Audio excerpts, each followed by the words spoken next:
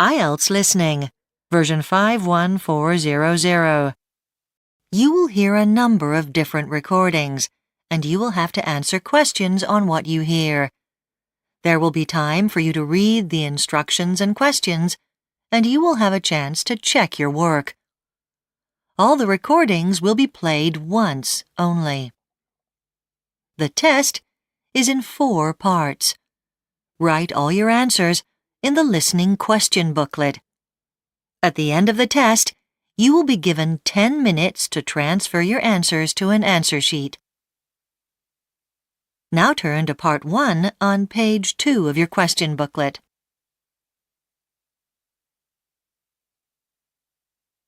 Part 1. You will hear a telephone conversation between a man who wants information about bicycling holidays and a travel agent. First, you have some time to look at questions 1 to 5.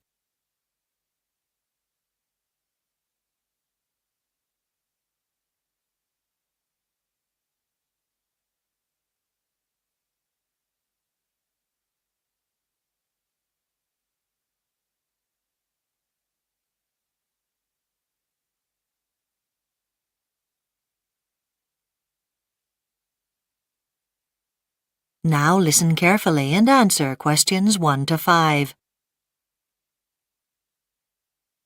Good morning. Thank you for calling Getaway Tours. I'm Sandra. How can I help you today? Hi, Sandra. I've got a lot of questions, but can you first tell me your office hours? Sure. We're open from 10 a.m. to 7 p.m. Thanks, Sandra. I saw your article in my favorite magazine last month, and I'd like more information about the different tours. We have gotten a lot of calls about that article. I'm not surprised. Is it true that if I book a tour, the prices start at only $1,100 per person? Yes, that's a special offer for this month. Normally, they're from $1,400 going up to $2,000. And it includes accommodation and meals. This offer is for any of our 36 different bicycling tours. Well, I am definitely interested in the bicycling tours, but I thought there were only 30. Are all of them for a week? Most of them.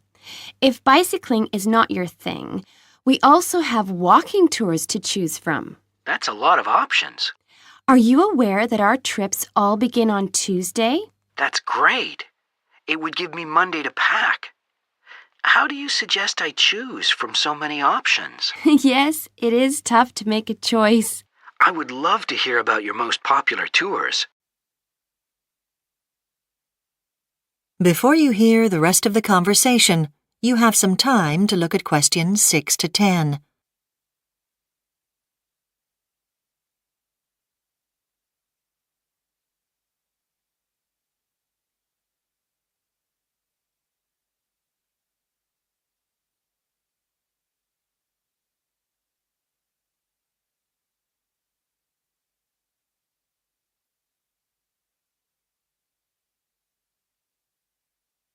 Now listen and answer questions 6 to 10. I'll start with the bicycling tours, since you said that was your main interest. My wife and I are not in great shape for a hard ride. Do you have rides that are at the beginner level? Sure. There's our Florida trip. That's 14 nights. But I'd recommend our holiday on the east coast of the U.S. in an area known as the Autumn Route, which is just 6 nights. With short, leisurely routes on trails by the riverside and through the forest, you have plenty of time to explore the landscape during your holiday. Wow!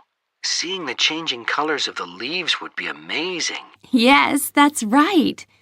You also have the option to stop at some outstanding homes and to see their gardens. Whichever cycling holiday you choose, you usually spend 2 nights at each hotel and always have plenty of time to explore, rest, and sightsee as you wish. Could you tell me about one of your moderate rides? You never know. Maybe my wife and I will get into enough shape to be able to do one. Well, let me see. Oh, this trip is actually 10 nights long. It travels through parts of Southern California.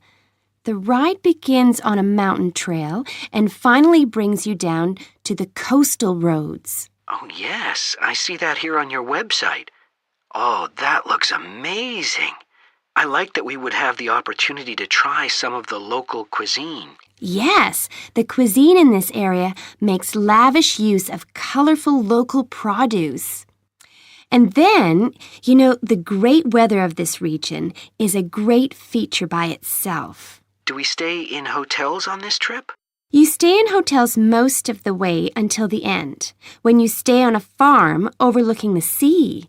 That's always really popular. Wow, both trips sound fabulous. How far in advance do I have to make reservations? That is the end of Part 1. You now have 1 minute to check your answers to Part 1.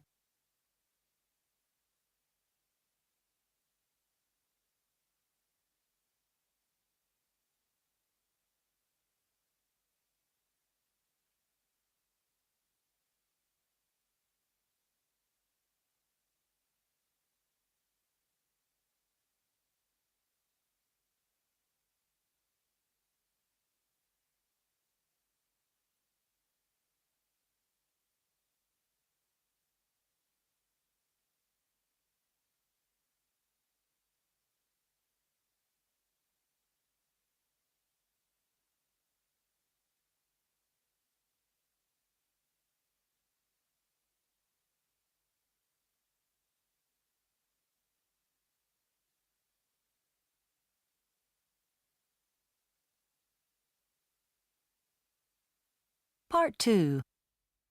You will hear the assistant principal of a primary school talking to a group of parents who have offered to help with sports activities. First, you have some time to look at questions 11 to 14.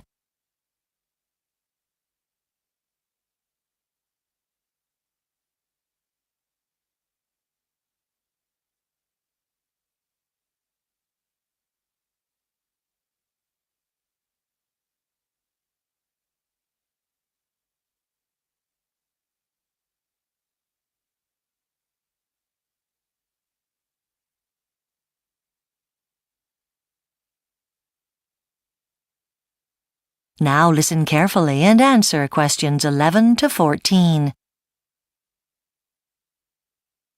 Good evening, parents, and thank you for offering your help. I'm here to talk about the sports programs that the children are taking part in this term. Although we do sport during class time, children often have extra activities before or after school or at weekends, and that's when we need you. First up, we're looking for parents who would like to become team coaches or managers. We had some excellent people last year, but some of those parents now have other commitments. It's the Year 4 netball team, the Year 5 and 6 rugby teams, and the Year 3 hockey team that need new people. Now, coaching. I know some parents might not be completely familiar with, say, rugby or netball rules, but don't let that put you off.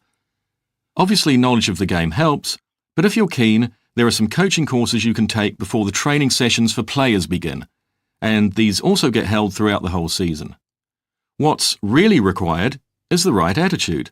Are you the kind of person that can motivate kids and make the game seem exciting? All the rugby training and matches are organised by North Shore Rugby Club. If you do volunteer to become a rugby coach, you'll need to go along to an important day that's coming up. That's on Saturday the 23rd. It takes place on the rugby grounds, and it's when all the kids put their names down for a team, and the organisers are on hand to give parents a bit more information. Matches are on Saturday morning and training sessions on a Wednesday after school. Moving on to netball. Matches and uniforms. Matches are on Monday at 4 p.m. and take place at the North Harbour Netball Grounds. And for uniforms, we've just ordered a new set from the sports store in town, and parents must hire one from the school secretary for $15, which gets refunded at the end of the season. Before you hear the rest of the talk, you have some time to look at questions 15 to 20.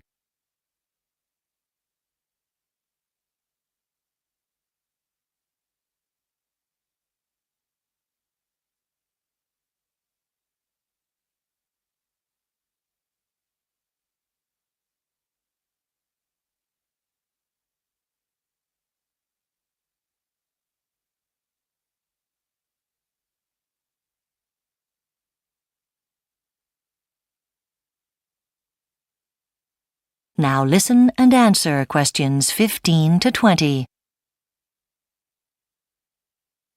OK, some of you are kindly helping with the cross-country running event. Children in years 3 to 6 will be running from school, at the bottom of your map there.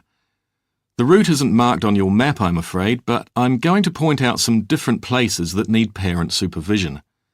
The drink station is one. If you're handing out water, head to the north car park, and the station will be set up on the other side of the road from it, right by the flag post. 2 or 3 parents will be needed to help out at the major crossing point, just to make sure everybody's going the right way. So, on the map, there's that little footpath going up past the school, then it splits into 3 directions. The crossing point is at the end of the left-hand path, heading west, just before you cross Summer Street. Now, we'll need a couple of parents at the halfway point to send the children in the right direction. So there are 4 buildings on the far left-hand side. Their halfway point is just to the right of these buildings. Just cheer the kids on. And if anyone has given up running, that's fine. OK, the teacher at our first aid post might need help sticking plasters on. The quickest way to get to first aid is to head up the footpath next to school, and when you get to the second turning on the right, head down there, and it's sort of opposite the satellite dish. What else? The rest area is for children needing a break, and that's the place nearest the south car park, near the road. And if any parent here is handy with a video camera, we'd really appreciate some help with filming the event. This means heading up the footpath by the school, then keep going up, with the flag post on your left and the satellite dish on your right. And the filming spot is just there in front of the trees. Well, I think that covers everything, but if you have any questions, please... That is the end of Part 2. You now have 30 seconds to check your answers to Part 2.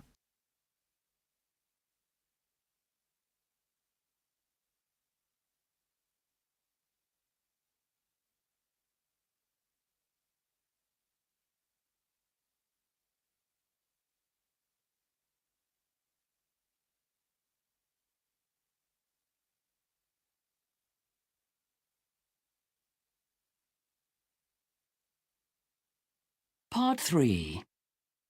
You will hear 2 architecture students, called Luke and Millie, discussing their assignment about the use of plastic as a building material. First, you have some time to look at questions 21 to 24.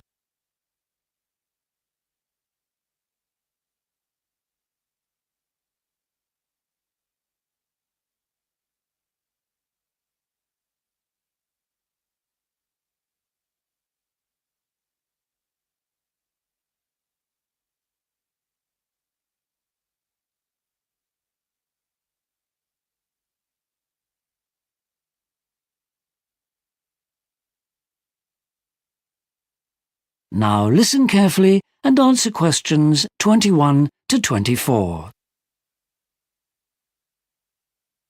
Hi, Millie. Hi, Luke. So, we're here to talk over our first assignment on alternative building materials. Yeah, I think it will be really interesting to learn more about how plastic has been used. I found lots of information from the 1960s. So, did you find out why the idea of plastic buildings wasn't popular with the public at that time? It wasn't the material's environmental credentials. The concept of plastic houses was just too futuristic. So you mean it was their appearance? No, people liked their modern design, but the idea of that sort of building as a home just didn't appeal. Right. I did some research on the kind of problems engineers had with the old plastics in the 1960s and 1970s. What did you learn? Well, firstly, because plastic doesn't weigh very much, the buildings weren't very good in windy weather. They managed to fix that by amending the shape of the buildings, but the real disadvantage was that when the plastic was exposed to the light, it developed fine cracks, and when rain got into these cracks, the plastic would deform and lose its strength. Right. I wonder where we can find some more information about the situation nowadays. Maybe we could ask one of the PhD students. I expect they'll be too busy. Yeah, that's true. Well, we could always use the internet. Maybe we should research more academic sources like the journals we have in the library. Okay. That way we can reference everything properly at the end of the assignment. Have you read Peterson's article about plastic houses? Yeah, it was really good. But it didn't have enough illustrations of the houses. That was a shame. They'd have been useful for us as examples in our presentation. I liked the way it was organised, though. That was really clear. Yeah, and it wasn't too technical, but you did need to know a bit about plastic houses before you read it to get the most out of it. That's true. Before you hear the rest of the discussion, you have some time to look at questions 25 to 30.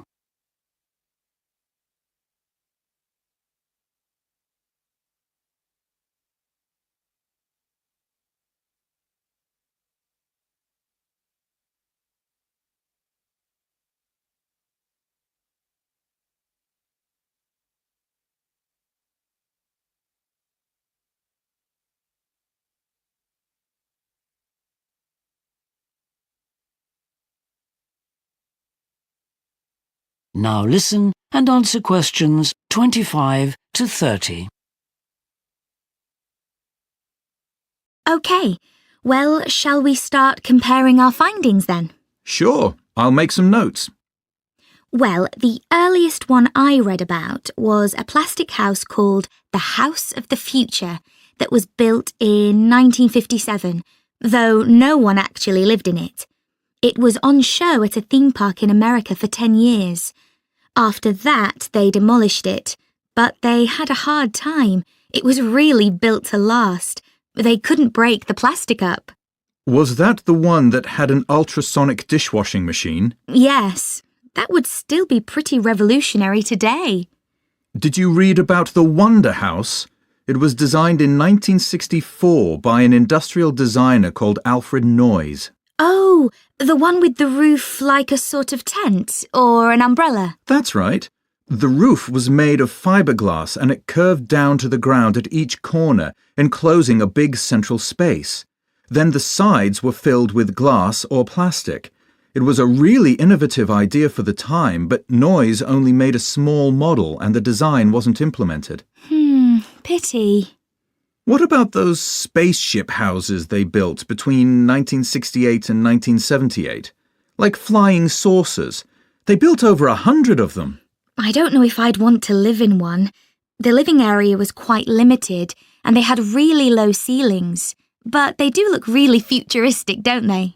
With their white walls and circular shape, yes.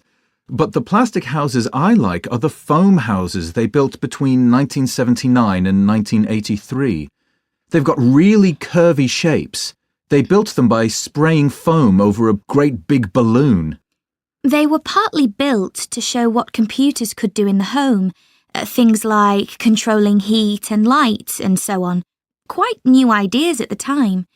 And they were very well insulated as well, so they saved energy. People were just beginning to get into that. I read about a plastic exhibition hall that can all be packed away in a relatively small container. You just put it on a truck and take it to wherever you want it, then inflate it. You know, fill it up with air and there's room for hundreds of people. And when the exhibition or whatever's over, you just take it down again. And you can reuse it again and again. And there's a house in New Zealand that's built from household and industrial waste, like plastic boxes. They say it's a much better construction material than bricks from the point of view of insulation. Yes, they're using that idea to build houses in other parts of the world too. Okay, well, it looks as if we've got plenty of stuff. That is the end of part 3. You now have 30 seconds to check your answers to part 3.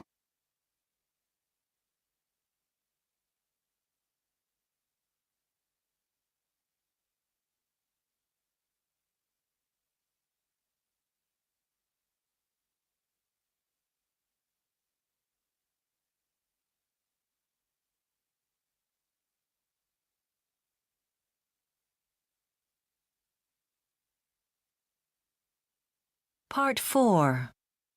You will hear part of a lecture about an early form of photography that developed in Britain and France called calotype photography.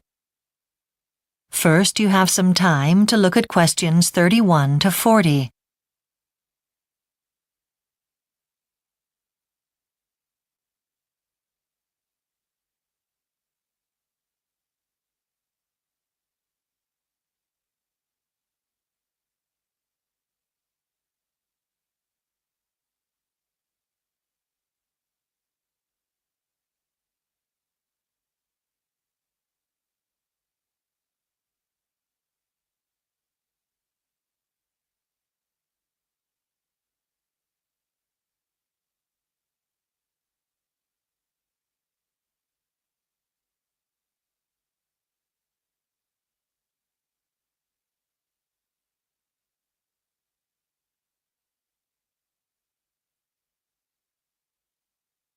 Now listen carefully and answer questions 31 to 40.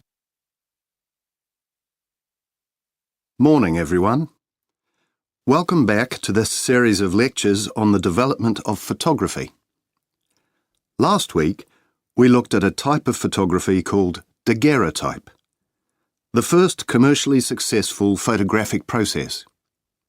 Today, we're going to look at how this was gradually replaced by a technique called calotype.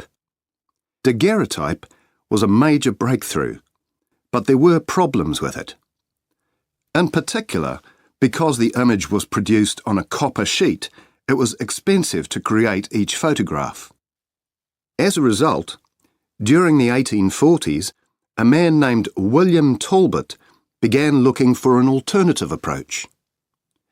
Talbot eventually became an influential figure, but he always said he was not a professional photographer. In fact, he trained as an artist. His greatest interest was painting, and he only became involved with photography as a secondary interest. Talbot spent many years trying to solve the problems associated with daguerreotype photography. He tried a number of different approaches, and it took some time to find a successful alternative. But in the end, what he did was, instead of producing each photograph on a sheet of copper, he produced them on paper, and at the time, this was a great advance. Talbot's technique, which he called calotype photography, had other advantages as well.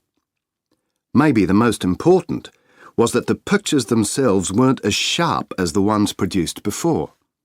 The sharpness had been a problem because it distorted everything.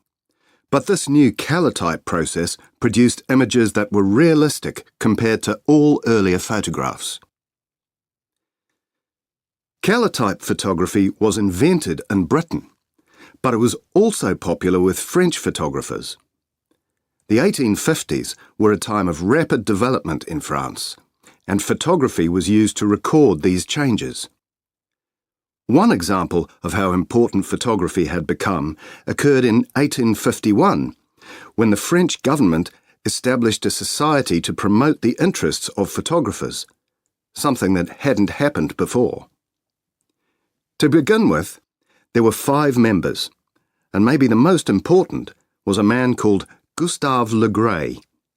Le Gray became increasingly fascinated by the calotype process. Most of all, he wanted to produce different types of image, so began a series of experiments to see how this might be done. His greatest success was when he designed the first camera that was able to create enlargements, an important step forward. Another of Le Gray's innovations was his work on the size of the equipment necessary to take photographs. Originally it was very heavy and difficult to move about, but Le Gray made it lighter and smaller. This meant he could take photographs outdoors more easily, rather than being limited to the studio, which had sometimes been the case until then. Le Gray produced numerous photographs during this period, and was highly regarded among fellow photographers. But his work also became famous among the general public because he wrote a very popular series of books describing the calotype process and giving examples of his work.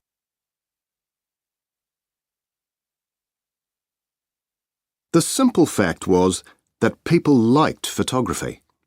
They thought it was reliable, especially compared to drawing, where the human hand might alter or exaggerate things.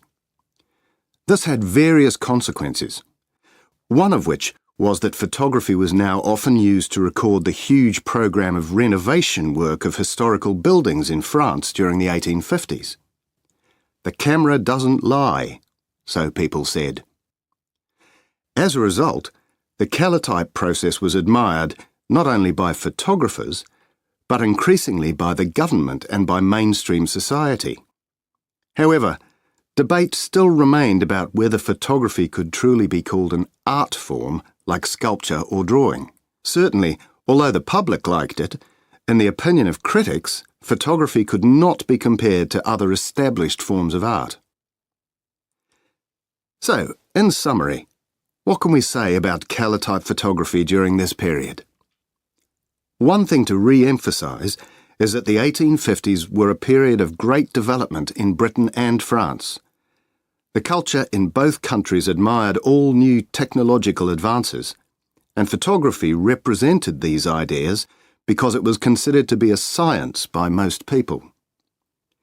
However, photographers didn't stop experimenting with new materials to improve the quality of their work.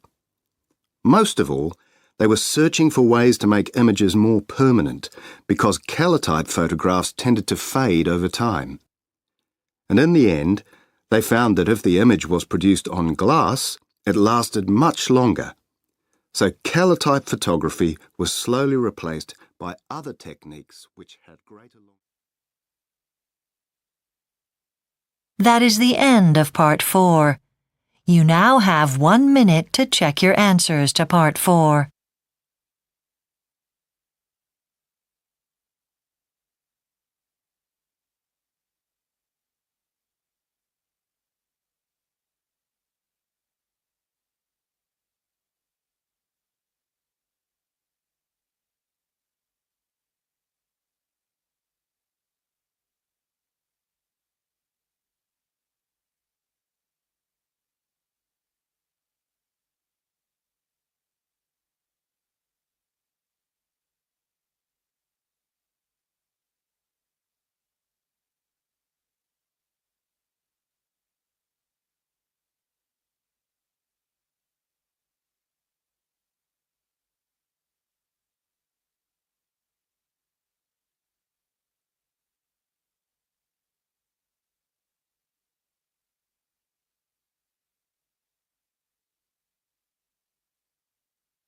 That is the end of the listening test.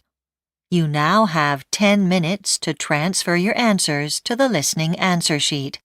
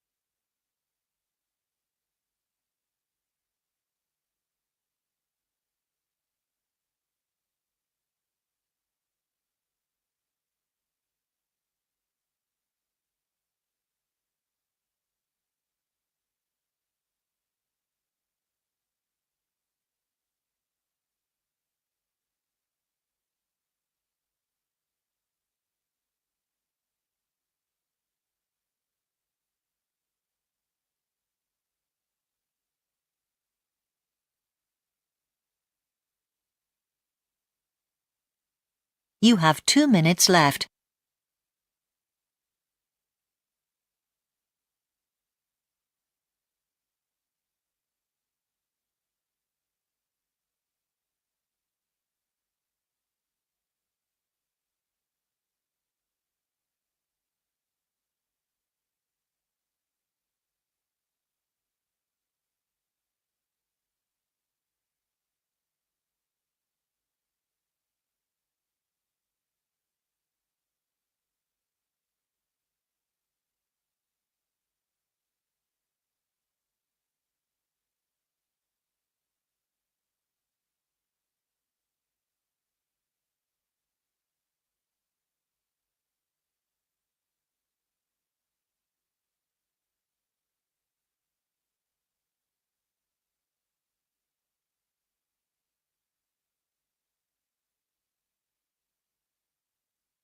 You have 1 minute left.